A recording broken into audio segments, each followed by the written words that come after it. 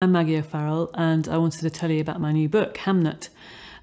It's a novel inspired by the short life of William Shakespeare's only son, and the link between his name, Hamnet, and the name of Shakespeare's perhaps greatest play, Hamlet.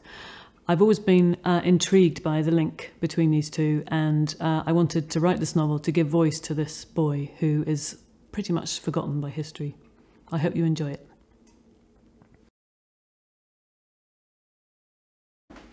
The character the book revolves around is, of course, Hamnet, an 11-year-old boy who at the start of the book is very worried because his twin sister Judith has contracted an illness.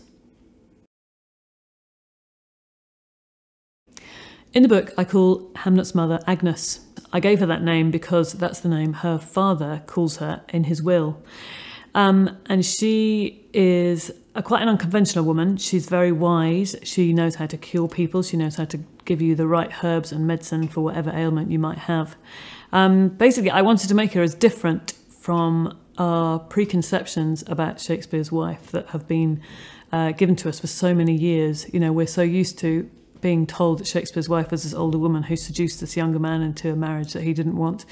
I don't think any of that is true, so I'm asking readers to put aside any of their preconceptions and to embrace this new Agnes. Judith is Hamlet's twin sister, and at the start of the book she has fallen very ill and everyone is very worried about her. Not a huge amount is known about the real Judith Shakespeare.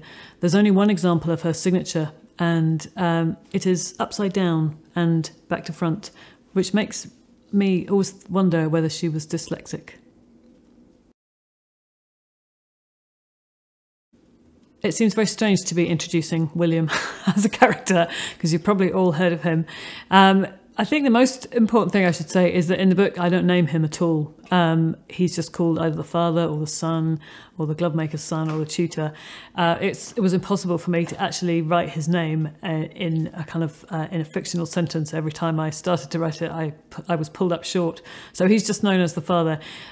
He's not actually the focus of the book. It was very important to me that this book is about the more marginal figures in his history.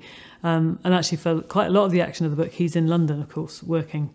But he's Hamlet's father, he's Agnes's husband, and he's also a pretty good playwright.